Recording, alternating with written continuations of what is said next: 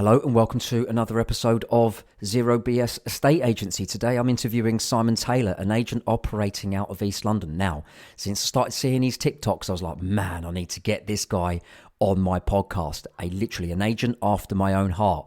And in his view, having the right estate agent who performs all aspects of the job, i.e. selling someone's home, at the highest level, from marketing and pricing to negotiation and managing the transaction, is the single most impactful factor in maximising the value of a property. I'm looking forward to this.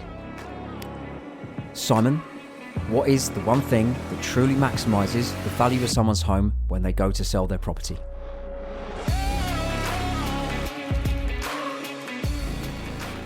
Good question. And you might say, well, you bloody would say that, wouldn't you?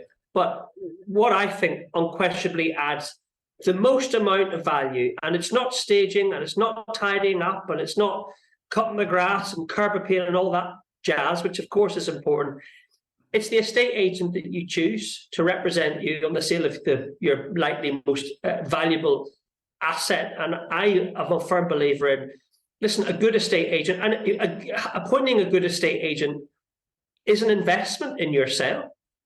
And a good estate agent or a great estate agent should be worth their absolute weight in gold. It'll get you more bang for your buck, extract every last penny, and importantly, alleviate, a hell of a lot of stress. So head and shoulders above every other facet or avenue that could be explored in terms of adding value is appointing the right agent to get the job done.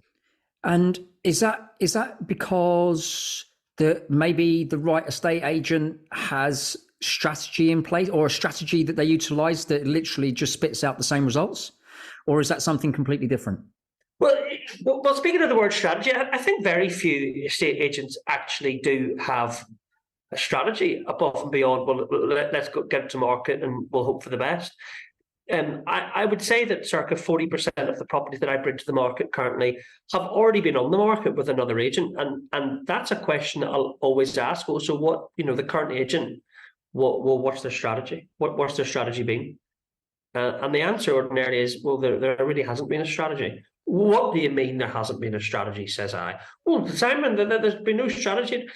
It's been how long since you've had a viewing? Well, it's been weeks. And well, are they giving you any advice or on how to price things moving forward? So I think when I say a good agent, I think an agent, will have a strategy and will perhaps have plan A's and plan B's. For instance, I've got a house coming to the market next week. And the strategy is we've got two pricing strategies. We've got strategy A, which is an asking price of £600,000, and the vendors are fully aware that if strategy A doesn't materialize or extract the interest that we want, then we move to strategy B, which is a guide price of £550,000 to £600,000, and we try and extract a figure somewhere in the middle.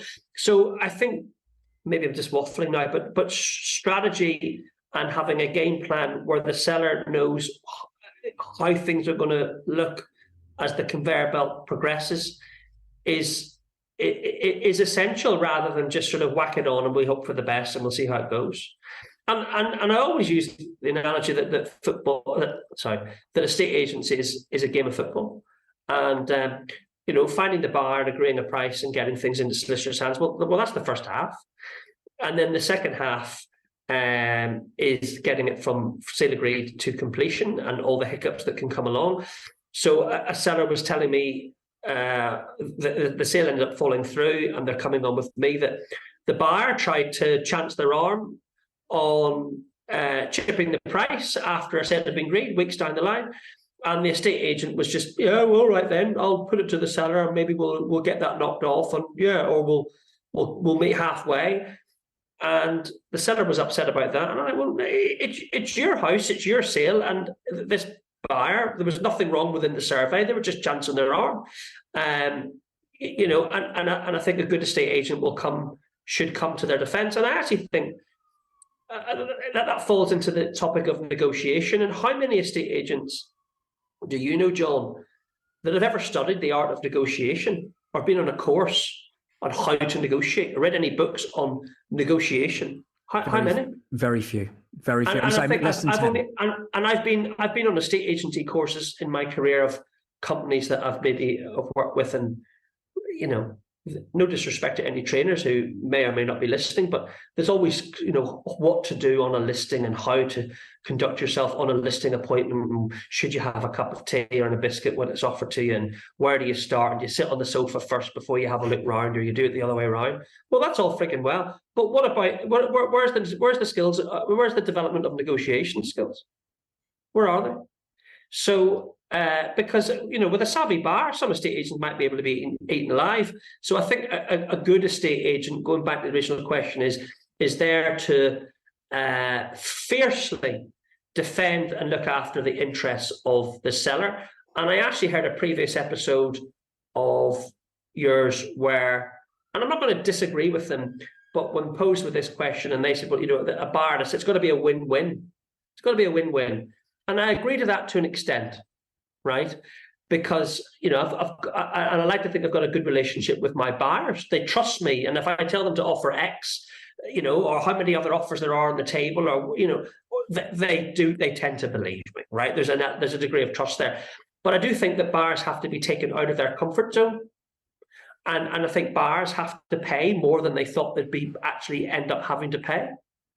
It's a bit like, John, if you and I go buy a suit or a jacket or a jumper or a tie or a belt or a holiday, we always end up spending more than we thought we'd end up spending ordinarily.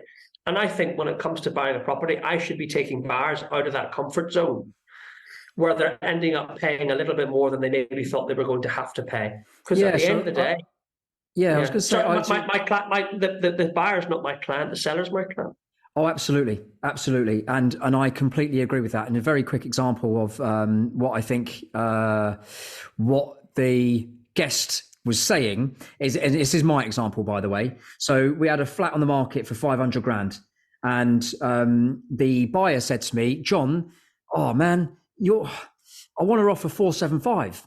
And I'm like, yeah, but I'm not going to put that forward. And I'm like, yeah, but you've got to. And I went, yeah, all right, I will, but I'm not going to put it forward in its best light. She then says, but, oh man, I just want to feel like I can negotiate. And I was like, right. So she said, I just want to feel like I can negotiate with the seller somehow. I said, what's the real value of the flat? She said, 500 grand. I said, right. So what are we negotiating on? And she was like, yeah, but I was like, mate, seriously, if I was acting for you, and as you're the seller, I'm now acting for you. Imagine I come to you and I said, I've got a buyer that wants to have a conversation with you around 475. Would you be happy? She said, no. I said, right. So you're going to pay 500 grand. We all know it's worth 500 grand. You're going to pay that. And in the end, she was like, okay, fine. She paid it. Right. And I literally was that firm. Yeah. So where I think he's talking about the win-win is that the sellers got what they wanted, which was the provable market value for the flat at 500. And then she, to your point, was then way out of her comfort zone because she didn't want to go straight ahead and do the 500 because she felt like, I just feel like I just need to have some little conversation, which I stopped. I know, but you've done your job too well by pitching the asking price perfectly. And there would have bbeen wiggle room on the price had you put it on at 525 or 550. Yeah. But you priced it spot on. Yeah. And I've got sympathy for that buyer because I also like a bit of a haggle, and it keeps it quite good fun. And I like those conversations and negotiations. But yeah, I think that, the agent that's savvy and skilled enough to negotiate with buyers will ultimately take the buyer a little bit outside of their comfort zone, ideally. Not to the extent that the buyer feels screwed or I was going to swear there, but something over, and that's not what it is at all. But they've got to be pushed, and I think that's a sign of a good estate agent where buyers can are comfortable and happy and trust you to take them a little bit outside of their comfort zone, where they say, all right, fair enough, that's okay, and you know what, your question has so many avenues because we could go down the rabbit hole of marketing and sales chasing and what to do in an appointment. It's multifaceted, but effectively, what adds the most value to a property sale? 100% is the estate agent you choose to use. Yeah. And so what we're saying, and tell me if you think I'm wrong here, right? But I'm going to say there's 3 stages.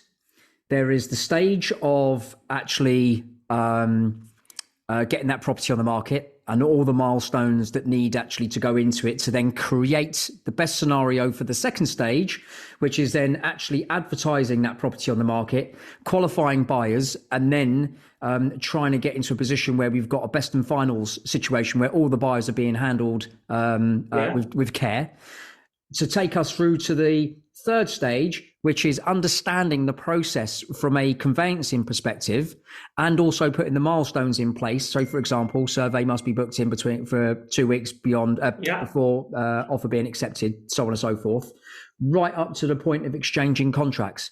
Would you say so? The agent that's representing the seller absolutely understands all three of those parts that I've just mentioned. By the way, they may have 4 parts, they may have 2 parts, but those 3 main stages, are you saying that is what true representation is? And then because of the experience, knowledge, know-how, they understand the marketing side, the qualification of the buyer side, the mortgage side, the conveyancing side, an element of understanding what a building and why a building is still remaining upright.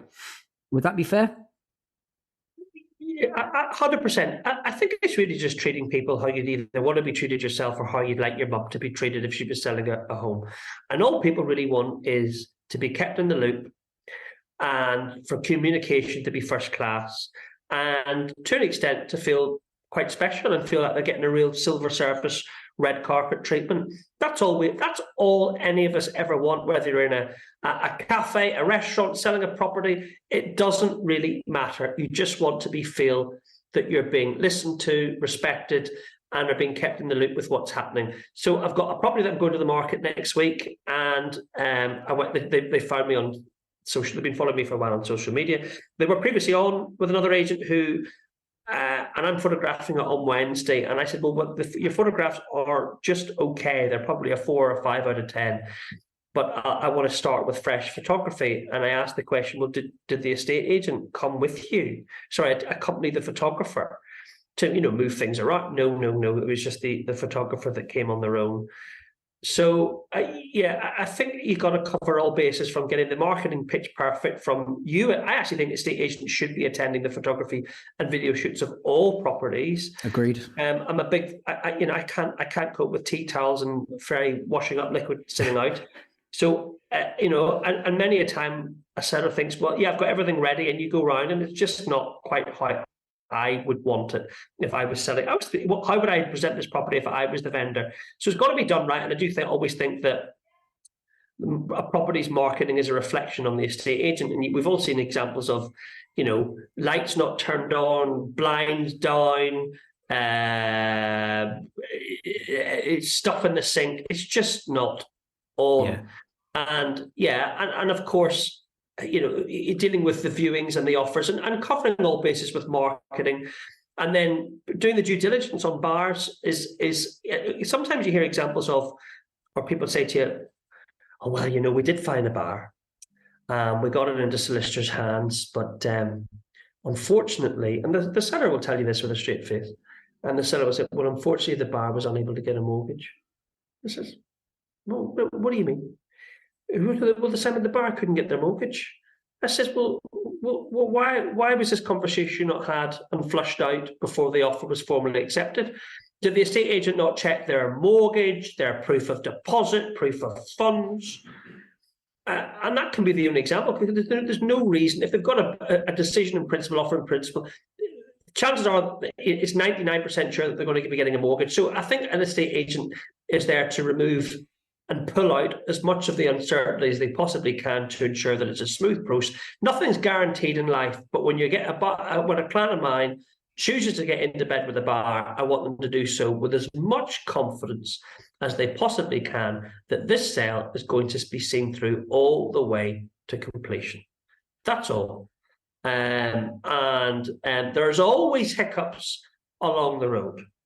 And an estate agent should be there to to calm nerves and just inspire that confidence and keep poking, because many an estate agent has to keep poking and pushing and prodding and to ensure that the sales do go over the line. I'm not going to go into characterizing or caricaturing as solicitors and are all too slow, but sometimes things progress really well and smoothly. You think, God, that was fast. And other times, yes, some prodding and pushing does need to be done. Going back to the analogy of a game of football, some estate agents may think that the job is done once you've got it sale agreed, but that is certainly not the case from my experience. Absolutely. No, I completely agree. Now, I would say, right, that I'm loving listening to you speak, right? Because there's two parts here. One, you're very humble. I'm not. I think I'm rambling a wee, but I'm sorry. No, not at all. There is a humbleness about you, right? Which I absolutely love. But then I also see your videos on TikTok and I watch them and I'm like, this is straight and to the fucking point. And the information is valuable. If we're talking about a strategy, and let's say I'm going to be putting my property on the market day one, week one as a seller, right? Or if an agent wants to be more than just an estate agent, like listening to this, what is the best strategy, when you go to put a property on the market, would you say? The best strategy in terms of an all-encompassing marketing package. Yeah, so just up to the point of actually before, like the day that, or what happens before that property goes to market, and then what happens, say, a week or 2 weeks after that property's been on the market. Well, I've got very little patience in some respects, and I'm not very good at a property going onto the market. And I like to get. I know that. Listen, I cover East London, right? And I don't care whether it's Christmas Eve or the height of summer or deepest darkest winter. This is freaking East London. This is London. Good market, bad market, sideways market. There's no seasonality. A property will sell no matter what the market conditions are if it's priced right, marketed appropriately with the right agent guiding strategy. Some sellers will say, well, when's the right time? I says, well, the right time is whenever you're ready. But don't get me wrong, if I was selling a castle on a lake in Scotland, I'd probably say, you know what, let's wait until spring. Well, let's wait until the lake's not frozen, right? And viewers can get up here. But I think for East London, there's no wrong time to come to the market. But when I'm looking at, I will target stock that's been on the market for 6, 8, 10, 12 weeks. And a lot of the time I can pinpoint, well, why is this not sold? And sometimes it's the price, and sometimes it's the photographs, and sometimes it's the fact that the floor plan is wrong, or that they've measured the third bedroom as dimensions 6'11" by 7'11". Well, why is it not 7 by 8? Round it up. Why use 11 inches? Who does that? So there's what way is the garden facing? There's all sorts of. There's a ringer that I put the marketing through to ensure that I know I'm given a first-class job. So, and I actually think, well, what I try and do is, I'm the sort of marketing that some estate agents that are selling a £30 million property are the marketing of, we're doing this and we're doing that. That's what I try to do to the average property in East London, and treat them and give them the same exposure that a much higher value property ordinarily would. So, and I've worked with some photographers in different estate agents that I've worked in, right? One of these sort of mass factory photography companies. I'm not going to mention any names. And you can use 6 photographs or 8 photographs or 10 photographs. Yeah, like, what a load of nonsense. So, I don't limit myself to. I would never work with a photographer that's going to limit me on the number of photographs. If I can do it in 15, if it takes 15 photographs, great, fine. If it takes 30 photographs, I don't care. Yeah, I don't care. Every picture tells a story, and I'm not going to inhibit my marketing exposure because the photographer says, well, this is the package for this. So it's all guns blazing, and it's as many photographs as we need. I will always remeasure I always do a floor plan. Well, naturally, that's surely a given in today's world. You've been very flattering towards some of my social media on TikTok and Instagram, which is often short form content, but I know that not everybody's on TikTok, Instagram, or YouTube Shorts, but they still like a video term. So And I will do a more traditional, slower paced video tour with commentary by me that I'll put on Rightmove and Zoopla. So I've got the short reel format across the social media channels. Then there's a more traditional 1.5, 2-minute video link that goes on Rightmove and Zoopla, really just to ensure that everybody's happy and everybody's covered. And going back to my earlier point about me being not particularly patient, I want to get I want to pitch it right from the beginning, that I get traction from the beginning. And the conversations that I've had in the living room, they're like, fuck me, this guy, he talks a good game, but Jesus, we've only been on the market for 2 days and we've already got 4 viewings booked in for Saturday. That's what I want. Yeah. That's right. Therefore, I kind of make it up as I go along, because ordinarily within 48 hours or 24 hours or same day of a property going live, thanks Mrs. Miggins, can I come round on Saturday? I've got 4 people coming. That's what I want. And I suppose it's just drilled into me thereafter following viewings, because I've got all the marketing right, is, after viewings have occurred, that, the vendors just kept informed of, and nothing's polished. This one didn't like the living room, and this one didn't like the this, and this one didn't like that, or and then conversely all the positive feedback. So I give it to them as it is, and I think it's just been drilled into me. It's an automatic reaction. If I'm, for instance, they've left me to it and I'm leaving the property, I'll lock the front door, and then as I'm walking to my car, I will it's automatic instinct to phone the vendor and say, well, I've just left, I've turned the lights off, I brought the dog in or whatever, and I've had 4 viewers, and here's what the feedback is. Yeah. And whether that's at 7 o'clock at night or whether that's on a Saturday afternoon at 4 o'clock, nobody's ever having to wait or wonder how Simon got on. Yeah, because that's not how I'd want to be treated if I was selling my home.